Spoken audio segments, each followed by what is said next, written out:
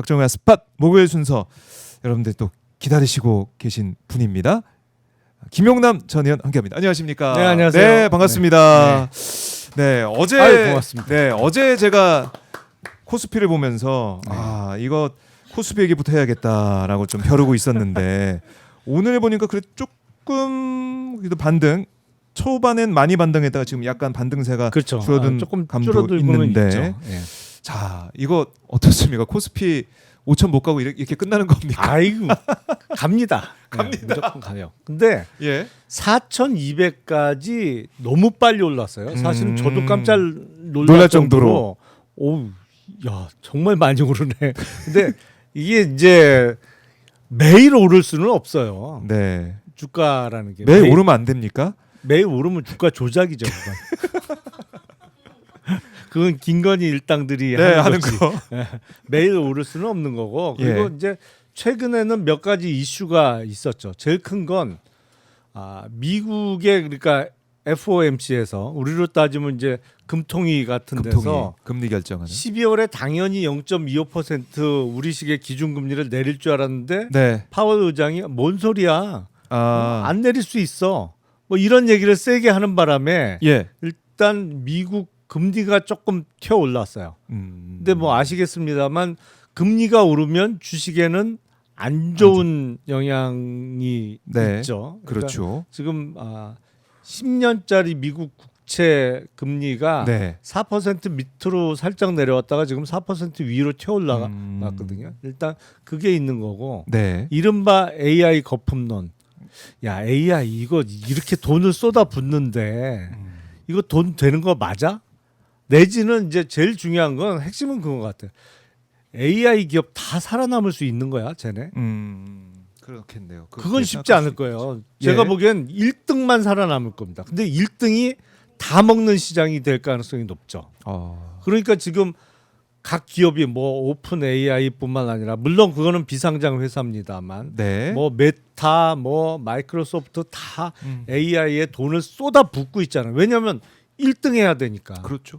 막 빚내서 투자하고 막 이런 그렇죠. 상황이죠. 다 뭐 회사채 찍어내고 미국도 장난 아니에요 지금. 그 그게 돈 마련하는 돈 많은 회사들이 예. 빚까지 내서 올인하고 있는 상황. 근데 문제는 예.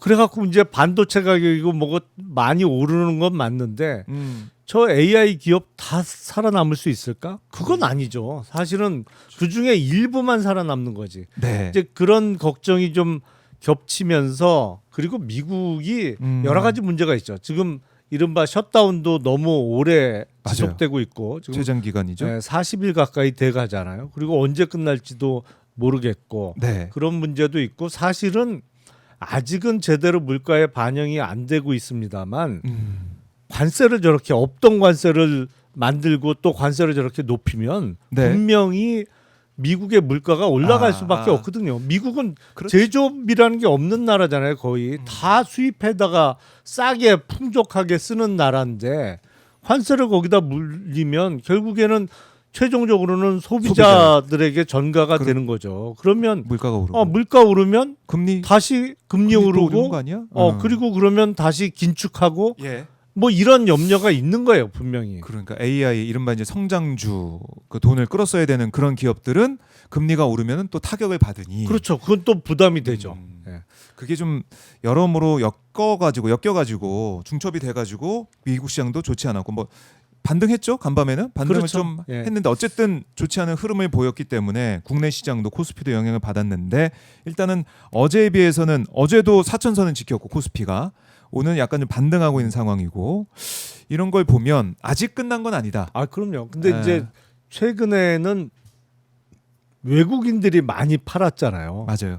뭐 어제 같은 경우에 3조 넘게 팔고 뭐 그저께도 2조 넘게 팔고 계속 그랬는데 보니까 이게 어딘지 정확하게 짚히지는 않는데 네. 이 외국인 투자자들이 주로 이제 미국 자금이 많으니까 이 한국 주식을 급하게라도 팔아서 이걸 다시 달러로 바꿔서 원화를 달러로 바꿔서 미국에 보내서 네. 뭘 막아야 되는 일이 있는 것 같아요. 그렇게 볼 수 있겠네요. 예. 왜냐하면 주가가 떨어지면서 환율은 튀어 올라갔잖아요. 원달러 환율은. 그 얘기는 뭐냐면 원화를 누군가 계속 팔고 달러 산다는 얘기거든. 그렇네요. 근데 외국인들이 요 며칠 많이 팔았으니까 그 한국 주식판 원화를 달러로 바꾸면서 원달러 환율이 오히려 튀어 올라갔다고 봐야 되는 건데 저게 미국 주식도 조금 조정을 받고 있으니까 네. 저게 레버리지를 많이 일으킨 대규모 자금 쪽에서 그걸 메꾸기 위한 자금인지 아니면 요새 이른바 3호 신용, 3호 대출과 관련해서 미국 자동차 대출 부분에 좀 사고가 터졌잖아요. 네. 그쪽에 급하게 메꿔야 될 돈이 있는 건지 뭐 아직은 정확하게 모른다. 보이지는 않는데 하지만 이게 장기적으로 계속 이 방향으로 가지는 않을 겁니다. 왜냐하면 한국 주식이 아직 위로 올라갈 수 있는 여지가 많이 있기 때문에 네. 일시적으로 외국인 매도가 많이 늘었지만 결국엔 너무 급하게 오른 거에 따른 조정이 좀 섞여 있는 것이고 그래서 내년에는 뭐 코스피 5천은 분명히 찍을 거예요. 5천까지는 무조건 간다. 근데 5천까지 무조건 간다. 1만을 찍기 위해서는 우리가 준비를 많이 해야 된다. 그러니까요. 저는 그렇게 생각합니다. 그러니까 지금 이제 코스피가 이렇게 올해 들어서 많이 상승하는 것은 크게 두 가지 아니겠습니까? 하나는 이 정책적인 부분, 네. 하나는 뭐 실적. 우리 이제 반도체 지금 잘 나가고 있으니까 그런 부분들인데 그 두 개를 놓고 보면 정책도 지금 계속 한다는 거 아닙니까? 그렇죠. 상법 개정 이번에 계속하고. 상법 3차 개정이 있는데 예. 이번 그 정기국회 남은 기간의 핵심 과제는 두 개요. 상법을 개정해서 자사주 소각을 의무화하느냐. 그리고 이제 상법은 아닙니다만 예산 부수 법안으로 네. 이제 소득세 관련해서 배당 소득을 분리해서 단일세율로 과세를 할 거냐. 그러니까 배당 소득 분리 과세. 네. 근데 그때 세율을 35%로 하느냐, 25%로 하느냐. 예. 뭐 그게 이제 가장 핵심 이슈죠. 그래요. 그래서 정책 민주당도 계속 얘기하고 있는 게 이거 정기국회 할 거야. 그다음에 예산 부수 법안은 12월 2일에 할 거야. 이렇게 얘기하고 있으니 정책이 살아 있다. 그리고 실적도 아니 AI가 이렇게 투자가 많이 되고 있는데 이거 괜찮은 거야? 아니면 AI 이 실적으로 우리 기업들 반도체 이거 계속 잘 되는 거 맞아? 현대차 잘 되는 거 맞아? 이런 실적. 정책은 그대로다. 안 변했다. 실적은 어떻게 됩니까? 기업들 실적은. 실적도요. 마치 그거하고 똑같아요. 그러니까 미국의 거대 AI 기업 중에 최종적으로 어떤 기업이 살아남아서 다 석권할지는 모르겠어요. 저는. 저도 모르겠으나 다만 그 길로 간다. 캘리포니아의 금광이 발견됐을 때 네. 결국에는 돈 번 사람은 누구냐? 금광을 찾아 나선 광부들이냐 아니면 금광 채굴업자냐? 예. 돈 번 사람은 청바지 판 사람이었다는 거 아니에요? 맞아요. 그 일할 때 꽃갱이 팔고 청바지 팔고 어. 이랬던 사람들. 근데 우리나라 반도체가 딱 그거예요. 그러니까 음. AI 업체는 투자를 어마어마하게 있어. 근데 저 중에 태반은 나중에 망할 거예요. 하지만 그 사람들이 투자하는 거요. 반도체는 들어가잖아요. 반도체는 들어가죠. 우리는 열심히 반도체 메모리 팔면 되는 거예요. 네. 그 중에 뭐 누가 살아남을지 그게 우리하고 뭔 상관이야. 우리는 반도체 많이 비싸게 팔면 그렇네. 되는 거지. 근데 지금 그 디램 가격은 계속 올라가고 있고 예. 그리고 삼성전자뿐만 아니라 SK 하이닉스 같은 경우에 지금 용인 원산면에다가 반도체 공장을 짓고 있잖아요. 네. 이제 지금 막 그 건물이 올라가고 있는데 이게 공장 가동 예정이 2027년 상반기입니다. 근데 문제는 지금 그 공장이 돌아가기 전까지 뭐 이천에 있는 하이닉스 공장이라든지 청주에 있는 하이닉스 공장에 공장 가동률 100% 풀로 돌려도 모자랄 만큼 모자랐어. 주문은 다 받아놨어요. 그러니까 계속 가격이 오르는 것이죠. 네. 그러니까 지금 앞으로 추가 주문 들어오는 거는 빨리 용인 원삼의 공장이 완공이 돼서 그 공장에서 생산을 시작해야 아하. 소화할 수 있는 물량인 거예요. 그래요. 그래서 실적도 잘 나올 것이고 앞으로 네. 향후 1, 2년간 걱정이 없다라고 얘기를 하고 있는데 예전에 혜태제과인가요? 그때 허니버터칩 잘 돼가지고 네. 그때 없어서 막 우리가 못 사 먹었잖아요. 허니버터칩. 편의점 뭐 가게 이런 데서 숨겨놓고 단골한테만 팔고 이랬던 기억이 있는데 잘 돼가지고 공장을 증상을 제 기억이 있거든요. 네. 근데 그 이후에 그 또 잘 안 팔려가지고 주가에 안 좋았던 그런 기억도 있고. 그러니까 이번에도 주문 많이 들어간다고 해서 공장을 증설한 다음에 이게 사이클이 꺾여가지고 네. 남아 돌고 이러면 또 주가에 안 좋은 거 아니냐. 근데 그 이런 걱정 우려? 아니 뭐 반도체 산업은 어. 대표적인 사이클 산업이죠. 그러니까 이게 업황이 좋아할 때하고 나빠질 때하고 확연히 구분되는 산업인 건 틀림없는데 네. 어쨌든 지금은 올라가는 국면이란 말이에요. 근데 이게 올라가는 게 내년에 꺾여. 그러면 지금 주가가 조정을 받을 수 있죠. 내년에 좋아. 네. 보기에는 아니 후년까지도 좋아. 27년까지는 이거 주문 들어오는 거를 다 소화하기 어려워. 네. 근데 어. 왜 미리 조정을 받아요? 그건 나중 일이지, 나중 일. 그래요. 알겠습니다. 아, 지금 코스피 어제 흔들리고 오늘도 뭐 반등은 하고 있지만은 미국 시장을 좀 보면서 걱정 있는 분들이 있는데 이게 업앤다운 등락이 있는 흐름이고 길게 보면 우상향 할 수밖에 없는 아, 흐름이다. 그럼요. 왜냐하면 김영남 전 의원이 정리해 주셨습니다. 말씀대로 예. 사실은 세 가지 요인으로 주가가 세 가지 오른다고 볼 수 있는데 네. 정책 이슈는 계속 될 가고 겁니다. 간다. 예. 그리고 이번에 정기국회를 통해서 자사주 소각 의무화와 배당소득 분리과세가 이루어지면 네. 또 남은 과제가 있어요. 여기서 끝이 아니에요. 예를 들어서 공개 매수, 공개 매수. 그러니까 기업의 경영권을 넘겨받을 때는 네. 예를 들어서 100% 의무적으로 공개 매수를 해라. 그러니까 지배주주의 주식만 비싸게 사주지 말고 네. 공개 매수. 기본적으로 100% 공개 매수를 통해서 뭐 안 파는 거야 어쩔 수 없지만 예. 지배주주나 소액주주나 똑같은 가격으로 주식을 인수해서 경영권을 넘겨받아 이렇게 의무화할 수 있거든요. 사실 미국 같은 경우에는 이 의무적인 공개 매수가 거의 상식이에요. 우리만 우리만. 회장님네 주식만 싹 오려갖고 뭐 시가에 뭐 심한 경우에 7배까지 예, 비싸게 붙여서. 사고 뭐 이런 예. 거지. 뭐 이게 남아 있는 정책 이슈 계속 될 거예요. 아하. 배당소득 분리과세율 뭐 35냐 25냐 논란은 있습니다만 저는 25%의 가능성이 높다고 봐요. 이 두 가지는 다 호재가 계속될 겁니다. 세 그런데- 번째 예. 결국 유동성이에요. 유동성. 아, 맞아요. 세 번째 요인이 유동성으로 네. 볼 수 있겠네요. 예. 근데 유동성이 지금- 줄어들 것 같지 않아요. 근데 이제 부동산 문제 때문에 또 이게 금리를 낮추기가 어려운 상황 아니겠습니까? 그러니까 금리를 낮추기는 어렵지만 네. 그렇다고 금리를 올릴 상황이냐? 음. 그건 아니잖아요. 그렇죠. 아니 그리고 당장 내년도 예산이 올해 예산보다 대략 8% 늘어난 확장 재정인데 기본적으로 돈이 풀린다. 유동성이 줄어들 것 같지 않아요. 그런데 삼박자가 지금 맞아 들어가고 있고 뭐 미국도 지금 금리 인하 사이클론이 들어가고 있으니 네. 그래요. 알겠습니다. 자, 불안하셨던 분들 김용남 전 의원 말씀 들으시면서 좀 마음의 안정을 찾으셨을 것 같은데 매주 얘기를 해야겠어요. 그러니까 경제 얘기를 너무 먼저 불안해하지 않으셔도 된다. 물론 예. 주가는 뭐 일직선으로 올라가는 주가는 없어요. 다 등락을 반복하지만 네. 장기적인 시계열로 볼 때는 아하. 우상향하는 한국 주식이 틀림없다라고 네. 보시면 됩니다. 그렇네요. KYN님께서 남편이 자기 주식하니까 내린다고 그런 징크스가 있는 분들이 인간 있긴 지표라고 있죠. 하는 그런 분들이 있는데 그렇지 않다. 이번엔 다르다.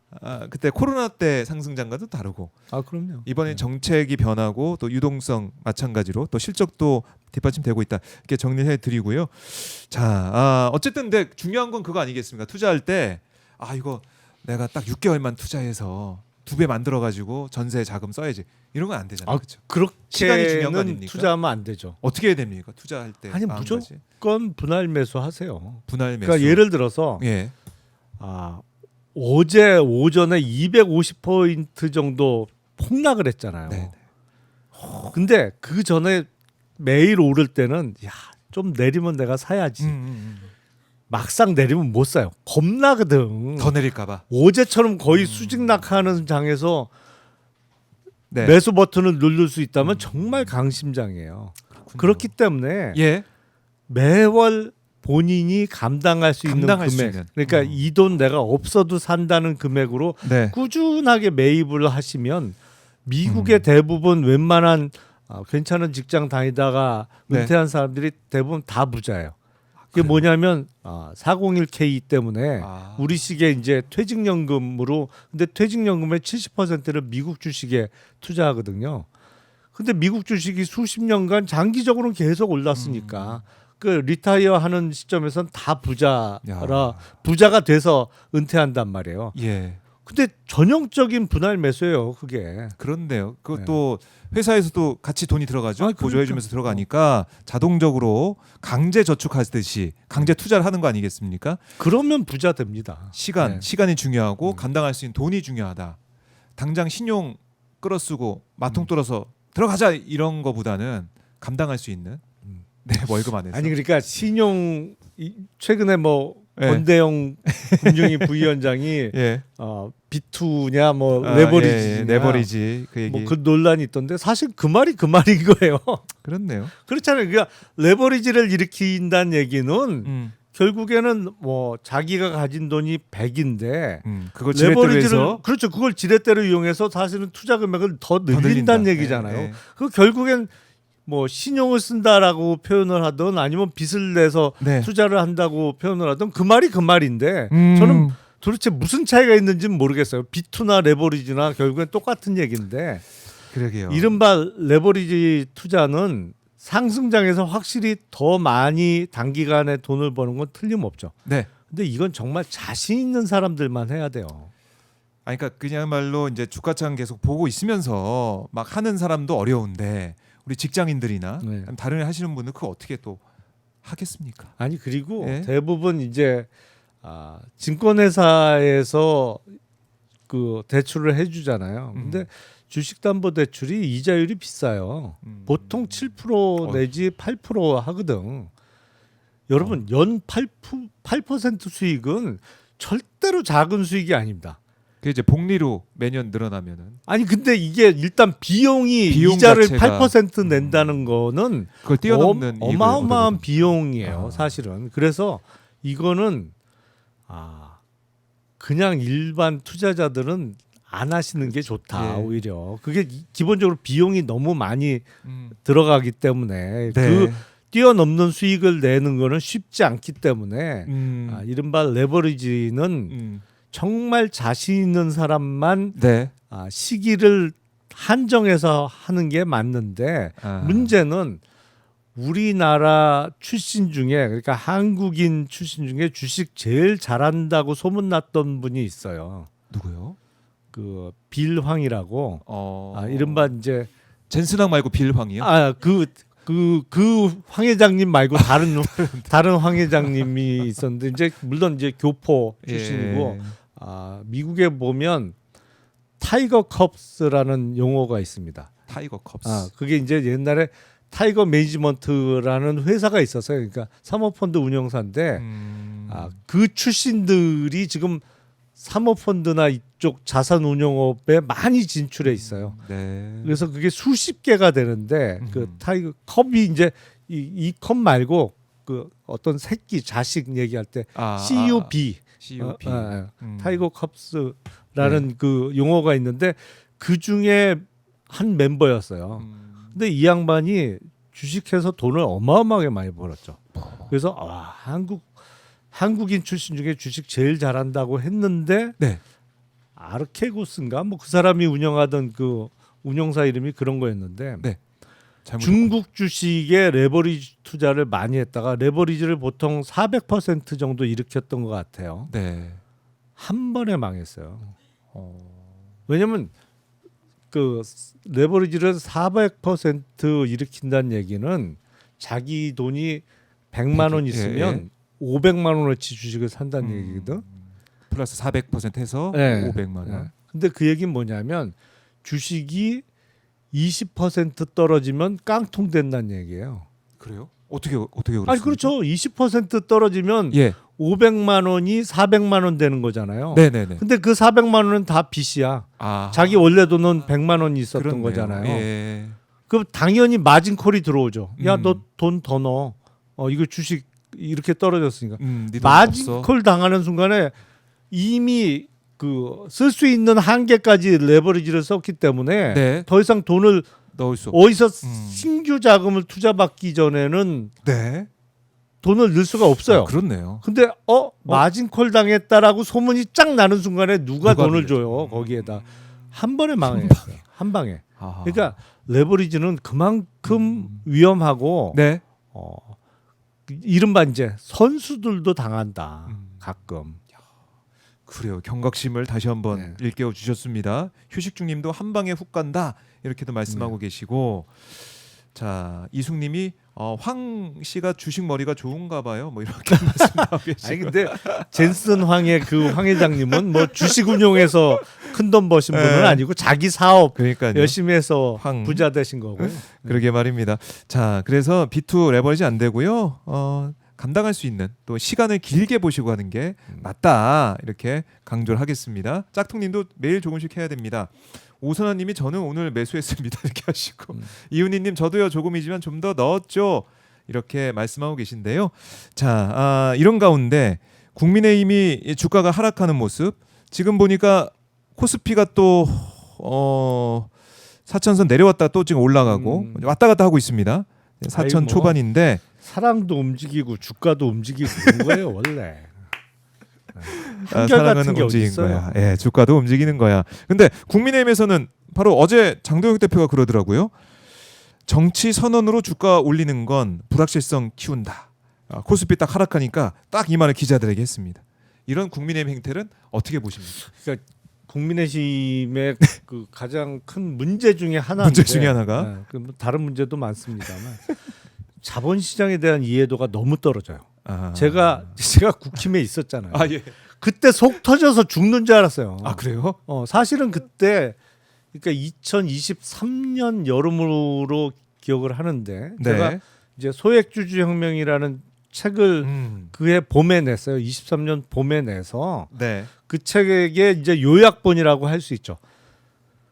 한국 주식을 올리려면 이렇게 해야 된다. 입법 과제. 뭐 예를 들어서 지금 추진하고 있는 상법 상법 개정이나 개정. 뭐 이런 네. 게 다 그 안에 들어 있는 내용이었는데 이걸 대략 한 15페이지 정도로 정리를 해서 그때 이제 당 주요 당직 그 지도부한테 얘기를 했어요. 이렇게 이거 가야 해야 된다. 된다. 이거 해야 내년 총선. 그때는 이제 2024년 4월 네. 총선을 앞두고 해야 총선 이긴다. 네. 부동산은 오르면 집권 세력이 욕을 먹지만 아하. 주가는 오르면 집권 세력이 칭찬받는다. 이게 다 지지가 그렇죠. 올라가는 거다. 네. 설명을 하는데 기본적으로 이게 용어를 이해를 못해. 기본적으로 답답한 게 일단 PBR, PER에서 막혀. 그걸 무슨 뜻인지 몰라요 기본적으로. 네.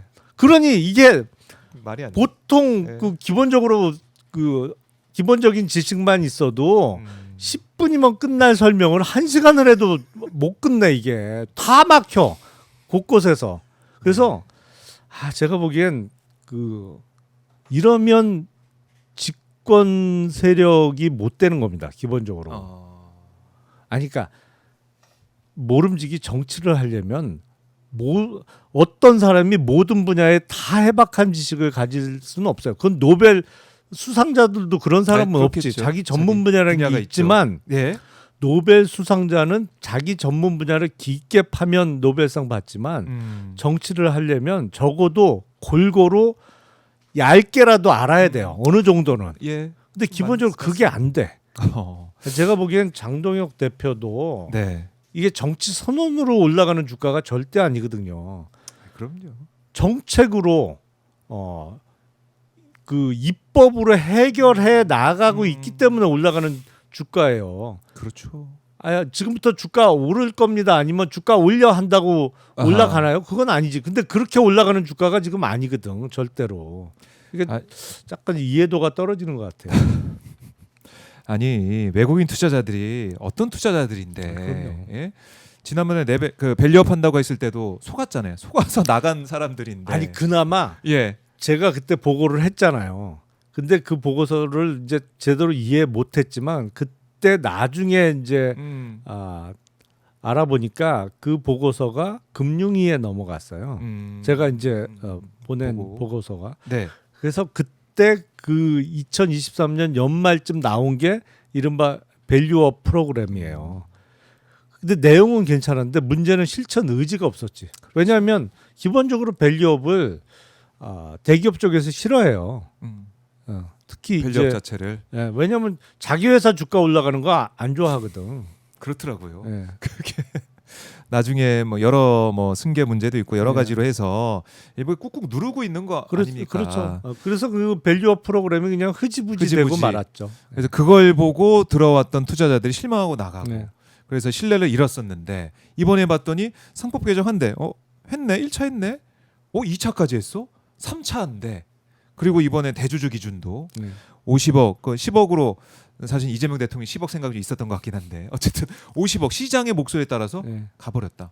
그러니까 이걸 정책적으로 보여주니까 들어오는 거 아닙니까? 이게 그렇죠. 정치 선언으로 된 게 아니다라는 거 장동영 대표님 잘 들으셔야 됩니다.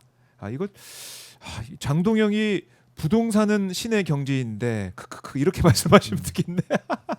박태준님이 장동영 대표는 부동산은 신의 경지인데 하시면서 주식을 잘 모른다.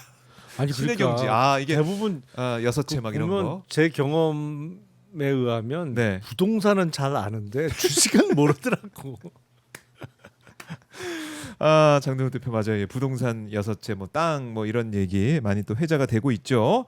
부동산 관련해서 이제 민주당이 이걸 또 파헤쳐야 된다 이렇게 얘기를 하고 있는데 지켜보도록 하고 자 주식 얘기를 하다가 저희가 앞에 시간을 많이 썼긴 했지만 이게 또 우리 국민들에게 시청자분들에게 피가 되고 살이 되는 도움되는 거 아니겠습니까? 그래서 이렇게 정리를 하고 투자 방향들 다시 한번 말씀을 드렸습니다. 주가 얘기를 하다 보니까 이어가 보죠. 주가 조작 얘기를 좀 이어가 보겠습니다. 주가 얘기하니까 지금 보니까요. 김건희 주가 조작 혐의 김건희 보석 신문이 오는 12일에 진행이 된다. 얘기가 좀 나오고 있더라고요. 보석 신문 진행이 되는데 이거 어떻게 예상하십니까? 그러니까 뭔가 지금 몸이 안 좋다는 거예요. 그러니까 뭐 뻔히 예상이 됐던 거죠. 네. 그러니까 늘 지난 12.3 비상계엄 이후에 몸이 안 좋다. 뭐 식음을 전폐해서 뭐 걸어다니기도 힘들다. 네. 웬걸 뭐 동영상 보니까 그 구속되기 전에 아산병원 그 갔을 때 그 예. 동영상 보니까 그 카니발에서 뛰어내리더만.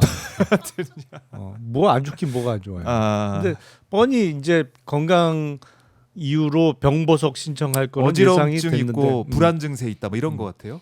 근데 만약 김건희가 석방되면 온 국민이 어지럽고 불안 증세가 심해질 거예요. 그러니까 그냥 거기 있는 게 국민 건강상 맞는 거죠. 그리고 저는 뭐 허가 안 될 거라고 봐요. 아유 참 그래요. 결과도 좀 아니 봐야겠고. 그 정도로 석방돼야 되면 지금 구속 수감자 다 나와야지. 그렇죠. 거기 안에서 다 어지럽고 불안하고 그럴 것 같은데. 아니 그 자기 재판 받고 있으면 일단 불안하죠. 형량이 얼마 나올까? 불안한 건 당연한 거지. 어떻게 편안해요. 형사 재판을 받고 있는데. 그럼 이제 자신의 이제 미래가 이제 어지럽죠? 걸려 있는. 아니 뭐 어지러운 거야. 뭐 본인이 하도 머리를 굴리다 보면 어지러울 수 있는 거지. 야 이거 어떻게 해야 돼? 샤넬백은 어쩔 수 없을 것 같고 목걸이는. 야, 그라프는 금액이 좀 크니까 그러니까. 이거는 끝까지 안 받았다고 하고 뭐 이러다 보면 어지럽죠. 그렇네요. 다 그런 이유가 있다. 근데 언급하셨지만 샤넬백은 2개 받았다는 거 인정을 했고 목걸이는 안 받았다. 역시 금액 차이인가요? 아니 전략적으로? 그것도 그렇지만 샤넬백은 네. 그 샤넬 매장의 직원들의 그 한 명도 아니잖아요. 똑 부러지는 증언들이 나오잖아 계속. 그렇네요. 예. 아니 그렇네. 그때 뭐 왔다. 미리 대박이다. 영부인 쪽에서 온다고 해서 그 남들은 요새는 좀 짧아졌나? 명품 매장에 줄이 길었거든요. 맞아요. 그랬던 기억이 있네요. 최근까지도. 맞아요. 코로나 그때 예, 하고. 근데 바로 들어와서 뭐 이것저것 보고 뭐 하여튼 네. 그 바꿔 가기 전에 전화 통화하면서 그 상대방의 목소리까지 들었다는 거 아니에요? 걸걸한 목소리. 아니 그러니까 이거는 어떻게 할 수가 없는 거야. 그러니까 그거는 겨우 말 바꿔서 인정하고 예. 그라프 목걸이는 안 바꿨잖아요. 그러니까 야 그거는 그냥 그 건진이 배달 사고 낸 거야. 네. 끝까지 이제 그 주장을 하기로 한 건데. 건진이 예. 자기가 얘기를 해버렸죠. 근데 뭐 그게 통하나요? 안 통하지.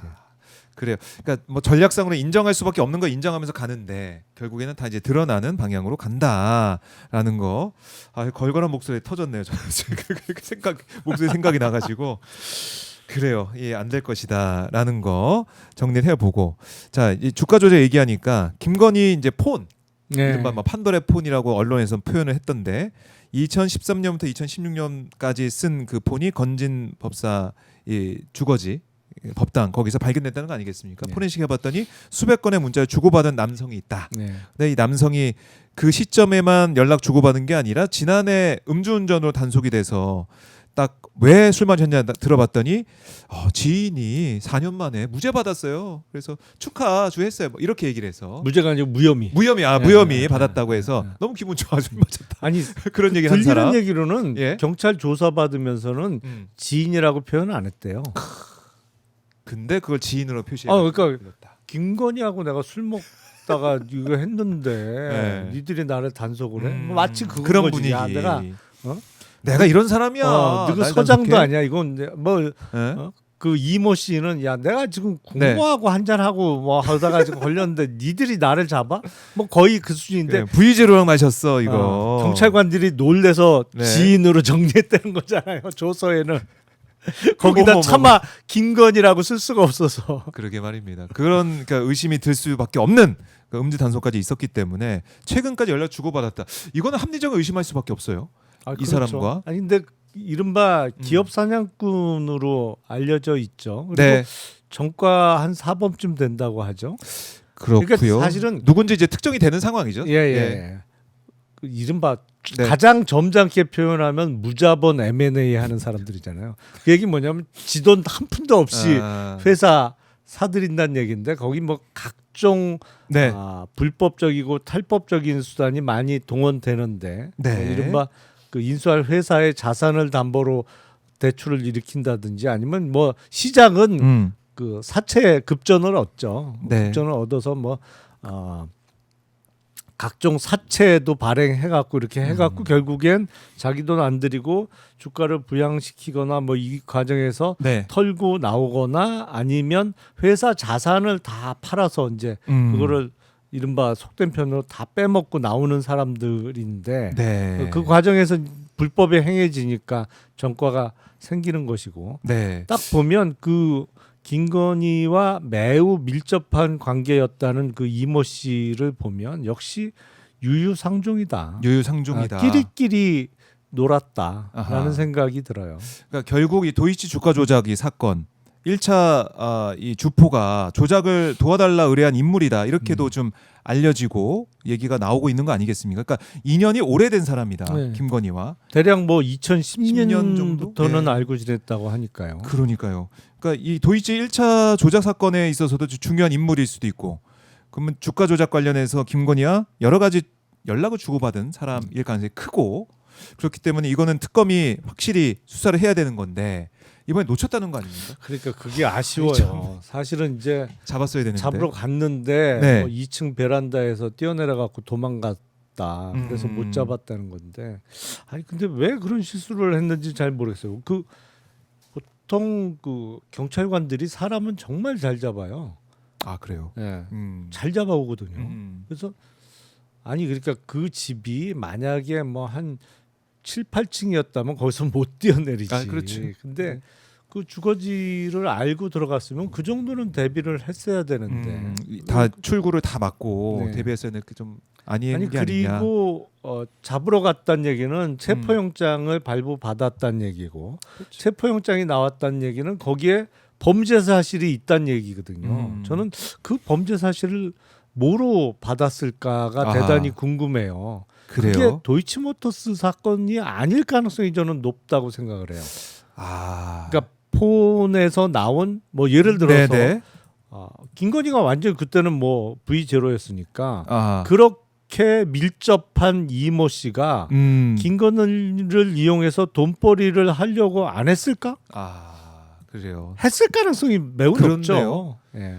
그렇게 오랜 기간 밀접한 관계를 유지했던 사람이 그야말로 아까 국모라는 표현 쓰셨지만 V0의 자리에 올라가서 어떻게 보면 윤석열이 김건희 여사라고 불려야 되는 그런 사람이 그러니까. 됐는데 그걸 가만히 뒀겠냐라는 생각. 그러니까 그쪽 사람들 표현의 국모인데 국모는 정말 무슨 말도 안 되는 소리인데 무슨 뿌리지 무슨 예. 뿌리지 뿌리.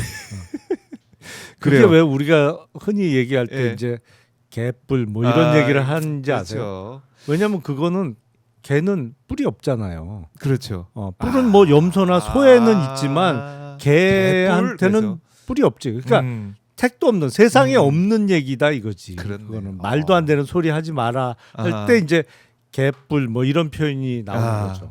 그러게 말입니다. 자, 그래서 뭐 사실 이 김의겸 의원이 2020년 대선 당시에 이제 김건희가 주가가 급등락하던 태광 ENC라는 회사 주식을 2010년에 뭐 이제 매수했다가 하루 만에 이익을 보고 팔았다 뭐 이런 얘기도 했었는데 그것과 관련이 있는 것인지 아니면 뭐 집권 이후에 윤석열, 김건희, 윤건희 정권 이후에 또 뭐가 있는 것인지 모르겠습니다만 어쨌든 중요한 인물이다. 그리고 근데 그걸 또 놓친 것도 좀 희한하다. 그러니까 이런 그 부분들. 놓쳐서는 안 됐었는데 그래요. 보면 참 어이없는 장면인데 네. 아무리 그 사랑을 해도 그렇지 자기 와이프를 놓고 다른 사람이 네. 여사자를 안 붙인다고 화를 내? 그건 말도 안 되는 소리죠. 그러니까 어떤 존칭이나 존중은 네. 다른 사람이 해줘야 되는 거지. 사실은 내 와이프인데 왜 너 여사자 안 붙여? 아니 여사자 안 붙이는 게 당연하지 법정에서. 오히려 자기도 검사 출신인데 왜 아니 그래요? 법정에서 김건희 여사라고 얘기하는 게 대단히 부자연스럽고 그게 이상한 거죠. 그러게 근데 말입니다. 근데 그거 어쩌나 이모 씨 네. 얘기를 아나 모르나 모르겠어요. 이 보도 보고 어. 화내고 있는 거 아니에요? 저 윤석열 그러니까. 감옥에서 밀접한 관계라니 이러면서. 그 아나 진짜. 그러게. 저는 이 사안을 보면서 이런 생각도 들더라고요. 이 건진을 소개해 준 사람이 이 씨라는 거 아닙니까? 그러면 건진을 소개해 준 사람이 이 씨와 김건희가 밀접한 관계였어. 건진을 못 쳐냈던 이유가 또 확실히 있겠구나. 이런 그럴 생각. 수도 있죠. 그러니까 정권 초기에 그랬지 않습니까? 건진이 뭐 기업들 뜯어먹고 있다 이런 얘기가 돌았을 때 건진한테 주의를 준 게 아니라 기업들한테 건진 주의보를 줬죠. 내렸어요. 네. 앞뒤가 바뀌었잖아요. 네.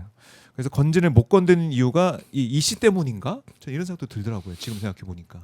서로 물고 물고 물리는 물리는. 관계겠죠. 그리고 그렇게 질이 안 좋은 사람이잖아요. 사실은 그렇죠. 이제 자본시장에서 기업 사냥꾼들은 제일 질이 안 좋은 사람들 중에 하나인데 그런 사람이 김건희하고 그렇게 돈독한 관계를 유지하면서 네. 보험을 안 들어놨을까? 들어놨을 거예요. 그러게 말입니다. 예. 그것도 들여다봐야 된다. 자, 김건희 사안 잊으면 안 됩니다. 주가 얘기하다가 자연스럽게 김건희 얘기로 연결이 되네요. 좀 희한합니다. 주가 하면 또 김건희.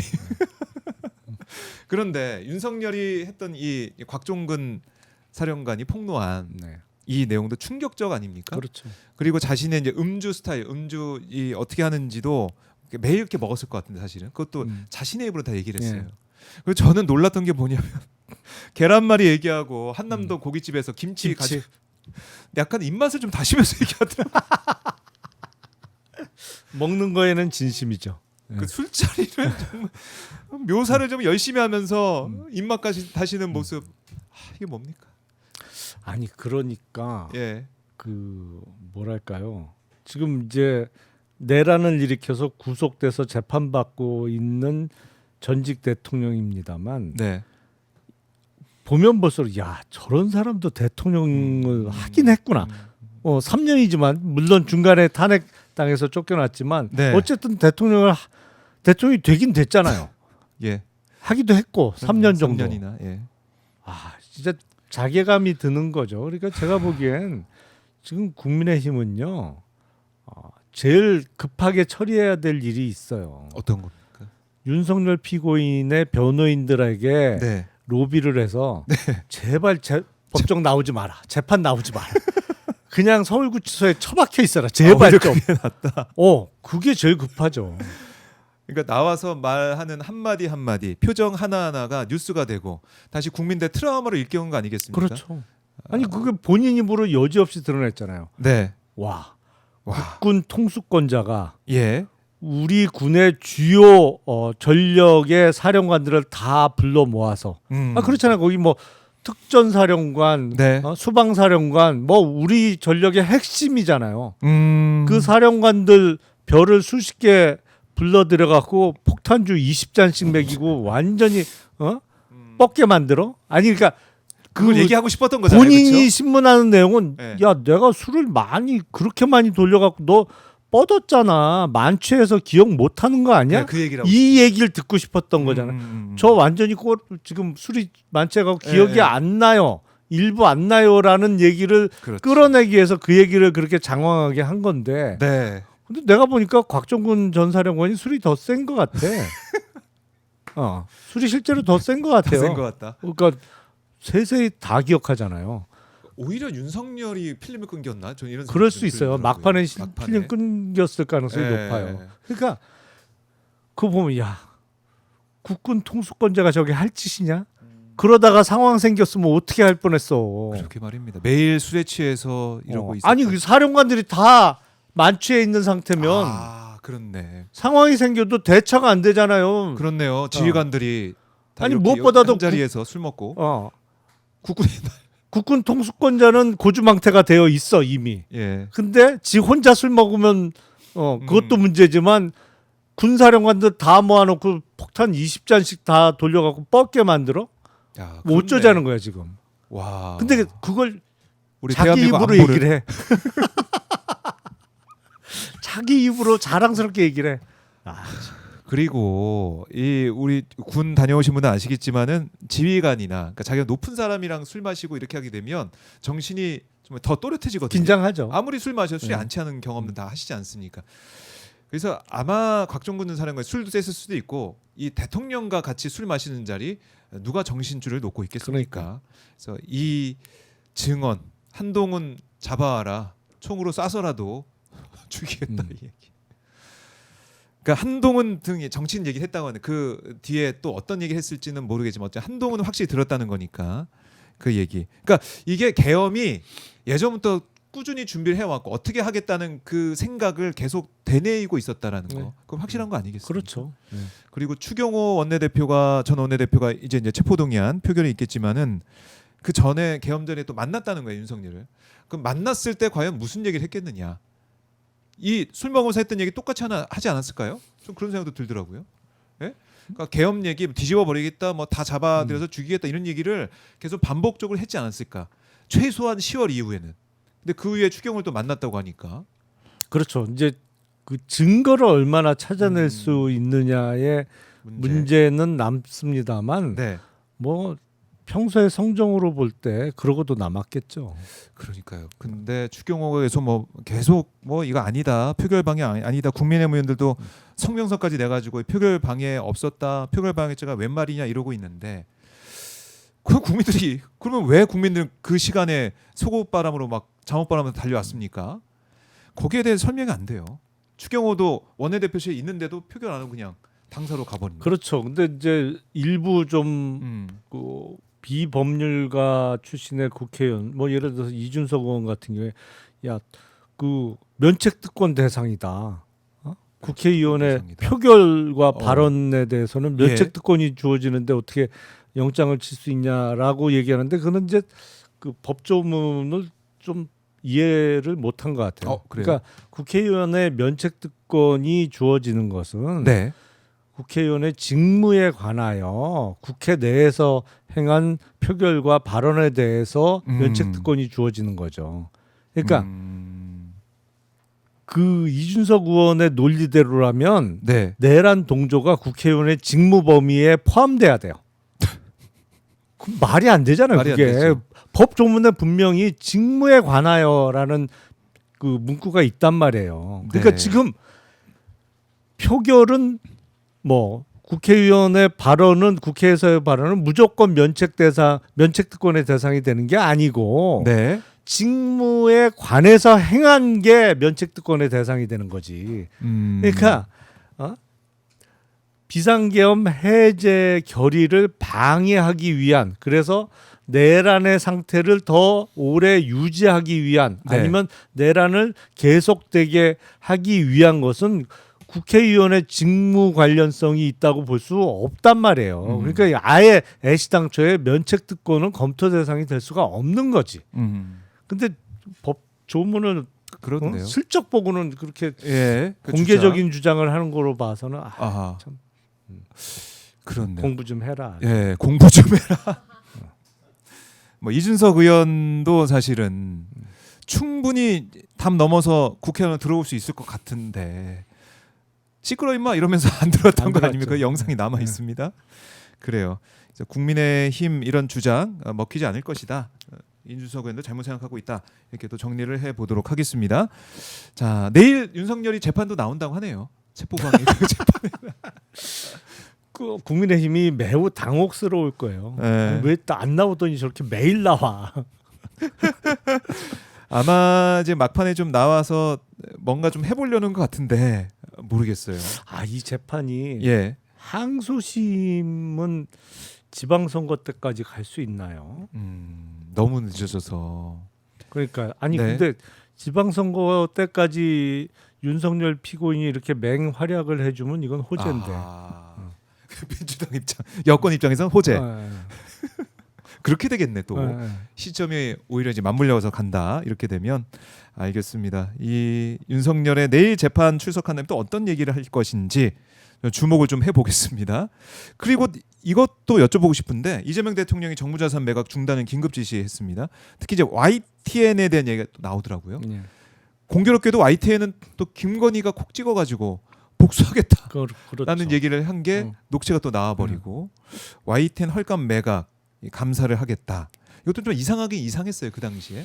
그러니까 YTN의 인수 가격이 그때 이제 대략 30% 정도의 지분을 네. 제 기억으로는 3,200억인가 주고 샀어요. 그러니까 유진 쪽에서. 네. 근데 YTN이 상장되어 있잖아요. 그러니까 시가로 보면 헐값으로 보기 어려워요.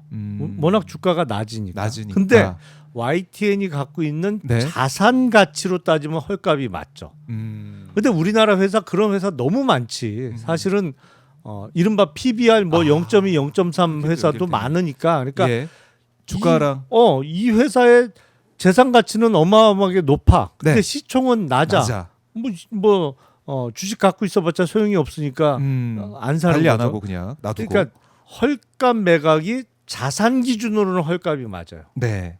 근데 시가만 갖고 보면 비싸게 샀는데 이렇게 볼 수 있지만 YTN이 갖고 있는 일단 기본적으로 네. 남산에 있는 남산 타워가 YTN 거잖아요. 그렇네요. 예. 자산이 많아요. 자산이 많다. 네. 주가로 판단할 수 있는 부분이 아니다. 그럼 과연 이 주가로 판단해서 이렇게 자산 매각하는 것들이 절차상으로 어떻게 맞았느냐, 아니면은 자산 가치 평가를 제대로 한 것이 맞느냐 이런 것들 따져봐야겠네요. 네. 김건희의 복수심에서 이런 일이 벌어진 거냐 이것도 들여다봐야 됩니다. 알겠습니다. 오늘도 김용남 전 의원과 함께 주식 코스피 얘기부터 정리해서 자연스럽게 연결해서 김건희 주가 조작, 윤석열 얘기까지 쭉 해봤습니다. 말씀 잘 들었고요. 끝으로 가시기 전에 그래도 불안하신 분들 계실 것 같으니까 코스피 얘기 하시면서 마무리해 보도록 하겠습니다. 한국 주식은 장기적으로 계속 오를 겁니다. 그러니까 적어도 이재명 정부의 임기 동안은 오를 겁니다. 이게 이제 지금 주가가 너무 올랐다라고 생각하시는 분이 있는데 네. 너무 오른 게 아니고 이거는 너무 쌌던 주식이 정상 가격을 찾아가는 과정이다. 그렇기 때문에 비정상의 정상화 과정이기 때문에 네. 너무 겁내실 필요가 없다. 이게 한국 주식이 그냥 제 자리를 찾아가는 과정이라고 생각하시면 네. 좀 편안하지 않으실까 합니다. 네, 알겠습니다. 마음의 안정을 가져다 주신 우리 김용남 전 의원님. 다음 주에도 코스피가 어떻게 될지 몰라요. 또 이런 안정제가 필요할 수도 있습니다. 다음 주에 모셔서 말씀을 또 들어보죠. 고맙습니다. 네, 감사합니다. 네, 지금까지 김용남 전 의원과 함께 해봤습니다. 말씀 잘 들었습니다.